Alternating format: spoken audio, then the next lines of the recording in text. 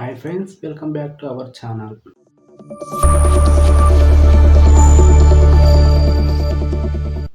నిన్న వచ్చేసి మనము గోల్డెన్ వర్డ్స్ నుంచి నేర్చుకోవడం జరిగింది.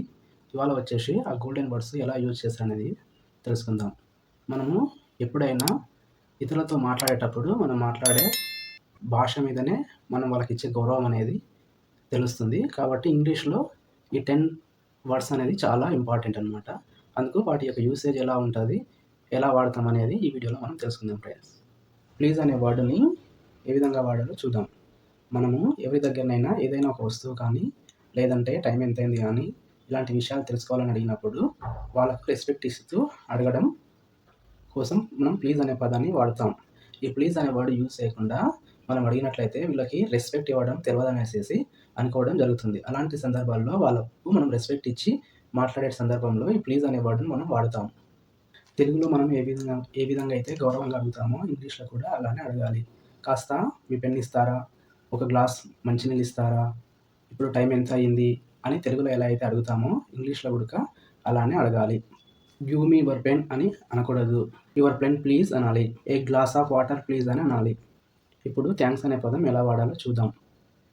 ఎవరైనా మీకు ఒక చిన్న పని చేసి పెట్టినట్లయితే మీరు దానికి కృతజ్ఞతగా థ్యాంక్స్ అనే పదాన్ని చెప్పాలి, లేదంటే థ్యాంక్ యూ అని చెప్పాలి.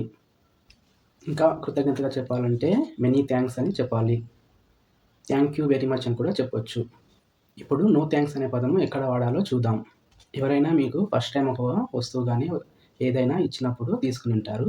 మళ్ళీ నెక్స్ట్ టైం కూడా ఇంకో వస్తువు ఇస్తా అని అన్నప్పుడు దాన్ని మనం తెలుగులో అన్నట్లు నాకొద్దు అనేసి ఇంగ్లీష్లో అనకూడదు. అలాంటి టైంలో నో థ్యాంక్స్ అనేసి చెప్పడం జరుగుతుంది. మనము తెలుగులో మాట్లాడినట్లు నాకొద్దు అనకూడదు. అలాగే ఐ డోంట్ వాంట్ మోర్ అనేసి కూడా అనకూడదు.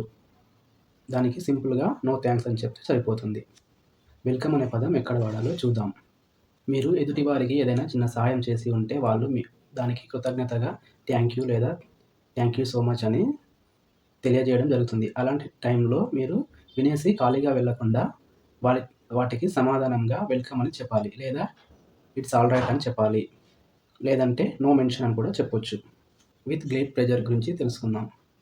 ఎవరైనా మిమ్మల్ని ఏదైనా అడిగినప్పుడు అది మీరు ఇవ్వాలి అనుకున్నప్పుడు తెలుగులో అయితే తీసుకోండి అని చెప్పడం జరుగుతుంది.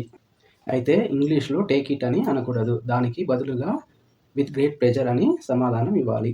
అలో మీ ఎప్పుడు వాడాలో, మీరు ఎవరికైనా చిన్న సహాయం చేయాలి అనుకున్నప్పుడు, పెద్దవాళ్ళతో పాటు వెళ్తున్నప్పుడు వారితో ఉన్న బ్యాగులు కానీ ఏదైనా వస్తువులు ఉన్నప్పుడు వాటిని మీరు తీసుకోవాలి అనుకున్నప్పుడు తెలుగులో మనము నాకు అవకాశం ఇవ్వండి అని చెప్తాము. అలాగే ఇంగ్లీష్లో అలో మీ అనేసి వాడడం జరుగుతుంది. ఆఫ్టర్ యూ గురించి తెలుసుకుందాం. అయినా మహిళలు కానీ పెద్దవాళ్ళు కానీ ఉన్నప్పుడు తెలుగులో మనము ముందు మీరు పదండి అనేసి చెప్పడం జరుగుతుంది. అలాంటి సమయంలో ఇంగ్లీష్లో ఫస్ట్ యూ అని అనకూడదు, ఆఫ్టర్ యూ అని అనాలి. సారీ ఎక్కడ వాడాలో చూద్దాం. తెలుగులో మనము ఏదైనా మిస్టేక్ జరిగినప్పుడు, తప్పు చేసినప్పుడు క్షమించండి అని ఎలాగో వాడతామో ఇంగ్లీష్లో కూడా ఏదైనా అనుకోకుండా జరిగినప్పుడు కానీ ఎవరినైనా ఢీ కొట్టినప్పుడు కానీ సారీ అని చెప్పడం జరుగుతుంది. ఇద్దరు వ్యక్తులు నిల్చొని మాట్లాడుతున్న సందర్భంలో వారి మధ్య నుండి వెళ్ళవలసి వచ్చినప్పుడు మనము ఎక్స్క్యూజ్ మీ అని వాడడం జరుగుతుంది. పార్డన్ అనే పదము ఎక్కడ వాడతారో ఇప్పుడు చూద్దాం. మనము ఎవరితోనైనా టెలిఫోన్ లైన్లో మాట్లాడుతున్నప్పుడు అవతలి వాళ్ళ మాట వినపడనప్పుడు మనము గట్టిగా మాట్లాడండి అనేసి అడగడం జరుగుతుంది, లేదంటే మళ్ళీ చెప్పండి అని తెలుగులో అడగడం జరుగుతుంది. అలాంటి సందర్భంలో ఇంగ్లీష్లో పార్డన్ అనే పదము వాడడం జరుగుతుంది, లేదా ఐ బెగ్ యూ పార్డన్ అని అనడం జరుగుతుంది.